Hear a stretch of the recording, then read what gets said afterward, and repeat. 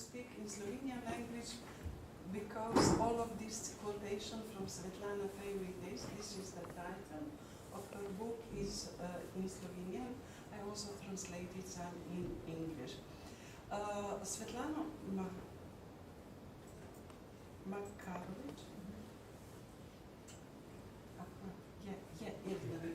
oprostite, z zamikom dela. Svetlana Makarovič je rojena leta 1939, kar pomeni, da letos praznuje 85 oziroma 86-letnico. Za tiste, ki potrebujete primerjavo, primerljiva je s Tove Jansson, švedsko-finsko avtorico, ki je ustvarila Mumije. Zato Svetlana je, recimo, mi temu rečemo v mladinski književnosti na osnovi teorije literatnega sistema Itamarja Evenzoparja in kolega Marja Madoviča, ker literarni sistem ima 6 elementov. Svetlana je pravzaprav prisotna od vseh. Prvič je avtorica, drugič je tudi prevajalka, tretjič v likovnem gledališču nastopa skoraj 50 let v različnih vlogah. Prvič kot pisateljica, potem tudi prevaja svoja in druga besedila, kot režiserka nastopa, kot pevka, skoraj vse funkcije izpolnjuje v učnem načrtu.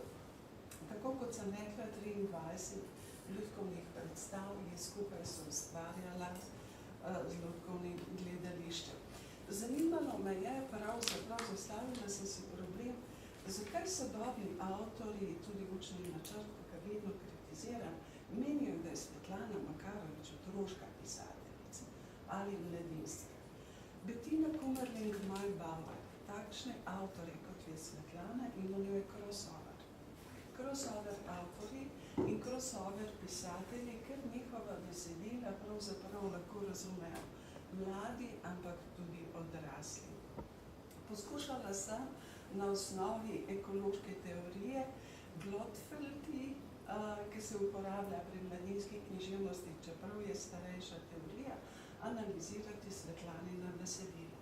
Poglejte, takrat se ni govorilo 5 desetletij nazaj, ko je Svetlana, ali 40 letij nazaj, ko je Svetlana napisala imenitno pravljico, kako se planeti pogovarjajo med seboj, premraženo sonce, kaj ljudje delajo na planetu Zemlja in tako naprej. Takrat ni bilo ekologije, ampak skoraj v vseh njenih pravljicah pa lahko najdemo te elemente. Omenila sem, da je sodelovala z lutkovnim gledališčem, sodelovala je tudi v drugih gledališčih. Osebno sva bila tudi na predstavi Mrtvec pride po ljubico, ko je tudi konj prišel po Lenoro, pravzaprav, tudi na oder in tako naprej. Tudi ima besedila za odrasle. Po letu 2002 je nehala domnevno pisati za odrasle, zadnja zbirka je bila Samost, češ da potem bo pisala samo za otroke. Pa ni vendar tako. Piše eksplicitno za crossover in temu se reče baladne pravljice. Zato, ker so vse njene pravljice, od Katalene, Snegoročke, Rdeče jabolko in tako naprej, to so antipravljice. Ker temeljijo v mitskem izročilu, imajo pa pravzaprav tragičen konec. Na koncu bi vam pa rada predstavila njeno najnovejše delo, ki je Kokošnjak. Svetlana je svetovno znana, mednarodno relevanten je njen opus ravno na področju kratkih sodobnih pravljic, v kateri je živalski lik glavni literarni lik. Glavni živalski lik je lahko personificirana žival. To je Sapra miška, 2000 predstav. Torej, Sapra miška živi v naravnem okolju, je naravne stvari, samo govori. Za razliko recimo od Pekarne Miš Maš, ki je, mislim, da je bila predstava v Celjskem gledališču, ker recimo so antropomorfizirane živali, oblečeni kot ljudje, nosijo piškotke in tako naprej. Ima pa eno zanimivo radijsko dramo, avdio, živali pokopljajo lovca. Ne vem, če poznate, Sicer je rahlo cinična izvedba, audiokaseta je, tudi online je, ki temelji pravzaprav na subverzivnem svetu ali karnevalu v teoriji Mihaela Bahtina oziroma panjski končnici živali poklopljajo lovca, ampak to datira od Apuleja, metamorfoz, ko se človek spremeni od zlatega osla. No, skratka, bistvo Svetlanine kritike sveta je antropocentrizem, kritizira ljudi. Poskuša na svoj način iz perspektive živali, torej sociocentrično, ampak zagovarja perspektivo živali in čuti empatijo večjo do živali kot do ljudi, pravzaprav kritizira ljudi. Tukaj je eno krasno besedilo, ne vem, zakaj njene najboljše pravljice niso uprizorjene. Ne vem, zakaj pa tiste, ki se uprizarjajo, se tudi infantilizirajo, pootročajo. In tukaj je ena pravljica, človek ne jezi se, ker recimo ljudem daja živalska imena, zoomorfizem ima. Ni personifikacija, antropocentrizem, ampak v bistvu krega eno gospo Jazbečko, ki mačje mladiče meče v jamo. In Svetlana, to, kar jo očitajo, da je samo družbeno kritična do enega patriarhata, in to je cerkvenega, ni res. Svetlana je kritična do vse. In ravno v tej pravljici človek ne jezi se Mucek polula na zastavo. Zastavo obez 80 leta. Zastavo obesil za državni praznik z rumenim madežem. Kako subtilno kritizira družbeni sistem. In ta Mucek, ki se je polulal, mu reče nauk, tam, kjer spiš, oprostite, ne lulaj, tam, kjer lulaš, ne spi. No, skratka, ima drugačno perspektivo. To književno besedilo, kako se je opica spremenila, tudi ni uprizorjeno, ampak izumila je novo klitvico, v kateri kritizira človekova dejanja ali razdejanja. In ta opica gre do Darwina in se pritoži, kaj si naredil iz mene, človeka. Genialka, 300 Darwinov. A veste, čista kritika antropocentrizma. No, potem obstajajo še druge njene pravljice, recimo, omenila sem prej Sapra Miško, vendar Svetlana ima 10 variant Sapra Miške. Sapra Miški tudi poskuša storiti samomor, samo mi tega ne vidimo. In tako naprej. Potem, malo moram gledati na uro. Zanimiva perspektiva je Kokoška Emilija, besedilo žal tudi ni bilo uprizorjeno in tukaj eksplicitno kritizira utilitaristični odnos do živali. Ena kokoška, domnevno kokoška, ne more imeti jajčka, znesti. Tukaj je absolutno paralelizem. In gospodinja pa ima te kokoši samo zato, ker prinašajo dobiček, monetarizirajo, ima od njih direktno korist. Svetlana pa izraža izjemno simpatijo do teh živali, do teh kokoši, ki ne more imeti otrok, žalno, boga, revna, joče. Njeni literarni liki živalskega, kako rekla, izjemno veliko jočejo. Njeno genialno besedilo, jaz ne morem drugače reči, je netopir Kazimir, ki temelji na Ezopovi basni Ne tič, ne miš. Ker v bistvu imamo netopirja, ki se sprašuje v jami, a je ptič, a je miš, potem se med miši sprašuje, a je ptič, a je miš, imamo patriarhalni kontekst, demokratičen kontekst, in ko vidi angele na prijeskah cerkve, potem reče, mogoče sem pa jaz mišji angel.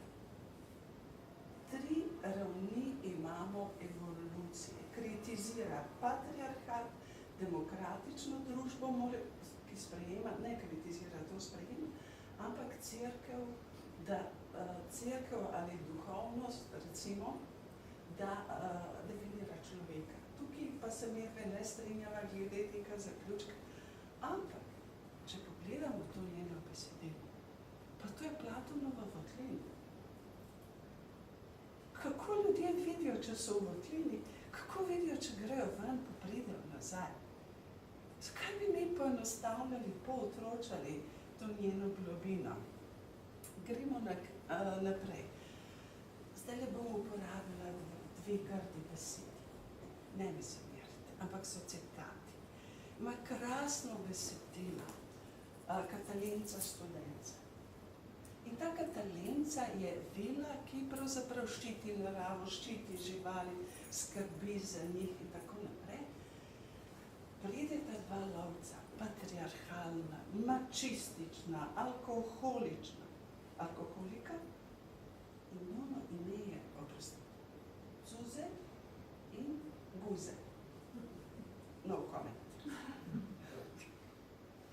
In kako Svetlana preko te Katalince, ki pravzaprav ščiti živali, ki jih poskuša ne pito vodo, so lovci zastrupili. Lovca streljata na živali zato, da se hvalita aristokraciji, da imajo rogove razstavljene in tako naprej. Na strani živali. Stalnica je, da ne zagovarja antropocentričen pogled človeka na svet, ampak in njegovo eksploatacijo, zlorabo narave, absolutno je pa kritična do patriarhata in tudi do, spolnih zlorab v cerkvi. Lansko leto je napisala, tako da sva šla iskat ta rokopis, 25.12.2024 pesem Kokošnjak in v bistvu preko Kokošnjaka kritizira Marka Rupnika in kokoši. Torej, postavila je recimo v naravno okolje živali in tako naprej in tega literarni lik, antagonista, imenuje Koko Rupnik. Zanimivo, letos je pa posnet, to afero o Svetlani pa Rupniku bom pustila ob strani, ampak letos je pravzaprav film Nune proti Vatikanu. Ona je to vse napovedala. In Tomo Virk pa kolega Marko Juvan rečejo, pravi intelektualci so pesniki vidci, ker na osnovi manj signalov sklepajo več. In tudi Svetlana svoj antagonizem do patriarhata pravzaprav je izrazila tudi v tej pesmi. Ima krasno besedilo leva in desna roka. Jasno, da se ve, na kaj cilja. In potem desna ali pa leva roka da nož drugi roki in reče, prosim, daj se ti še ureži, da vidiš, kako je biti ranjena. To so otroke. To je politični diskurs dveh strank in tako naprej. Skratka, poskušala bi zaključiti, da Svetlanina književna besedila so bila že pred nastankom ekologije, to je 30 let plus minus, so vsebovala to razmišljanje. Ne zagovarja antropocentričen svet, ampak komplementarnost, sobivanje ljudskega in živalskega. Do živalic izraža, tudi ima druge literarne like, izvirne, recimo Kosovirje so popolnoma izvirni, pa Lebdivke, pa tako naprej, MBA je tudi en lik, Ščeper tudi in tako naprej. Skratka, to so reference, tukaj je ena slika, zdaj pa za konec. Gledam te račke tukaj, ne vem, a eno račka, drugo labod. 2 meseca nazaj sva bila v Konstanci, ker pač nekje delamo raziskavo o Janu Husu, Barbari Celjski, in Jana Husa razlagajo, njegovo ime Hus je pravzaprav pomeni gos. In ko so ga sežgali v Konstanci, je rekel, gos lahko sežgete, ampak čez 100 let bo pa prišel labod, ki bo zletel, ker ga ne boste mogli sežgati. In pravijo, da je to da je napovedal vizionarsko pesnik Videc, da je napovedal Martina Luther. Mogoče je pa tudi Hans Christian Andersen, grdi raček pa lepo. In tako naprej. To je pa ta netopir Kazimir in s tem bi pa zaključila. Hvala.